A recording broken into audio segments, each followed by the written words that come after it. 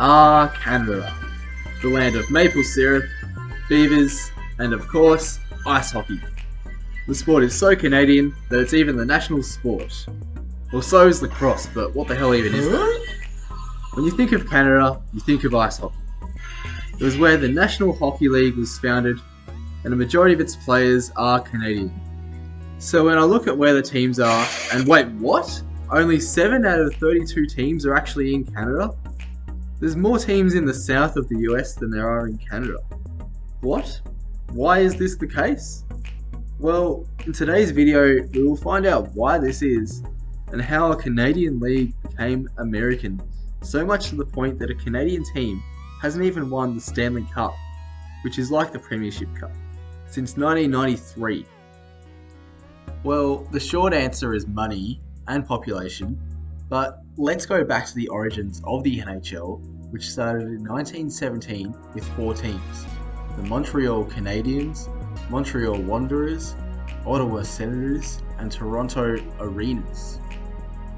The Montreal Canadiens are the only one of these teams that are still left today with the same name, as the Ottawa Senators today are a recreation of the original team.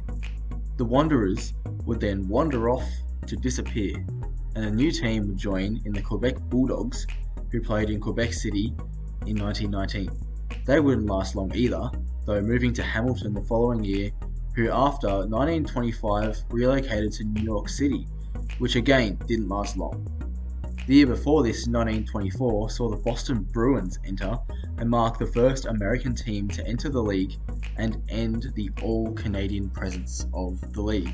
Despite the creation of the Montreal Maroons to replace the Wanderers, they also would fold just before the Second World War, which marked a period where only 2 Canadian teams remained in the competition, the Montreal Canadiens and Toronto Maple Leafs, while there were 4 American teams who had cemented themselves as part of what was known as the Original Six.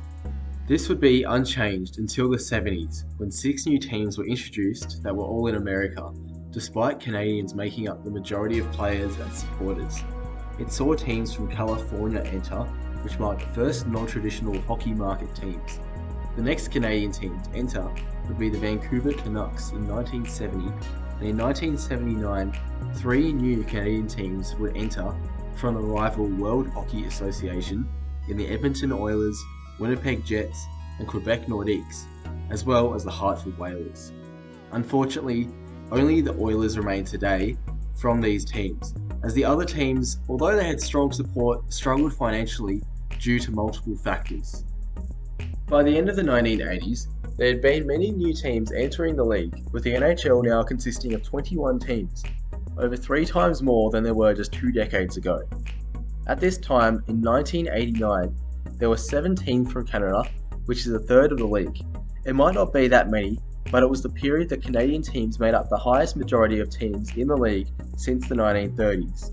However, things were only about to look bleak for Canada's presence in the league. Although they would gain a new team in the Ottawa Senators, they would lose 2 new teams, and the NHL would begin to really push for expansion into the southern US market, with teams from Tampa Bay, Anaheim, Dallas, Carolina, and Arizona entering the league instead. Some point to the league's commissioner, Gary Bettman, as the mastermind behind this American push, and many question whether this came at a cost by turning his back on Canada. The league would continue to expand in the 90s and 2000s till it reached 30 teams, with 6 in Canada. The struggling Atlanta Thrashers, who must have been thrashed a lot, as they were forced to relocate in 2011 and came to Winnipeg, which brought back the Jets. But after a few years, the league was looking to expand to 32 teams, and many in Quebec were desperately hoping they would bring back the Nordiques franchise they had lost in the 90s. However, the league chose Las Vegas and Seattle as 2 new teams, with Las Vegas proving to be a success in a non-traditional market. Now, although it's great from the league's perspective to expand to these new areas, as one, the population of the US is almost 9 times that of Canada's, so it makes sense to expand to these regions, and it explains why they have done so. A city with a large population in a non-traditional market is an untapped potential.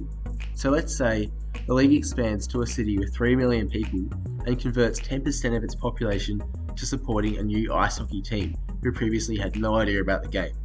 This is more profitable for the league than bringing in a new team to a city of 750,000 who already love the game. This really sucks for those in Canadian cities who feel as though they've been betrayed, and there have been a few instances where it seems as though the league has snubbed Canada, which does seem baffling as Canadians make up a majority of its players and fans. For instance, in 1983, the St. Louis Blues were struggling, and there was a proposal from a guy to buy the team and move them to Saskatoon, Saskatchewan. With a crazy love of ice hockey from people in Saskatoon and merch for the relocated team already being designed, the move seemed inevitable, and despite this, the league itself stopped this relocation from happening. Yet decades later, they didn't do anything to prevent the Quebec Nordiques from leaving for Colorado. However, the St. Louis Blues did end up recovering and gained strong support from the city, and ultimately, the population of Saskatoon seemed too small for an NHL team. Again, in the early 2000s, there were proposals to relocate either the Nashville Predators or Florida Panthers, both of whom were struggling to gain loyal fans and financial success in southern markets, to Hamilton, Ontario, home of the Tigers, but ultimately none of these proposals occurred. Today, the Arizona Coyotes are struggling desperately to stay afloat, as for whatever reason, they're having trouble finding a permanent home stadium. However, despite constant calls for them to relocate, the league is desperate to keep them there, as they believe that there is a lot of potential in Arizona. But I wonder, would they have been this desperate to keep the team there if it was in Canada? I will just say that I am neither Canadian or American, but I do feel from an outsider's point of view that Canada could house more teams. The Greater Toronto area has 6 million people, and Southern Ontario as a whole has around 13.5 million people. I'm coming from a country which is a sports-crazed city that contains a whopping 9 teams, so surely this densely populated area of ice hockey fans could at least have a couple of teams. Of course, the NHL wants to be a global league, and it's in a bigger environment than the AFL is in Australia. I should be clear that this is not an anti-American video, but I also don't think NFL teams in Canada would be good.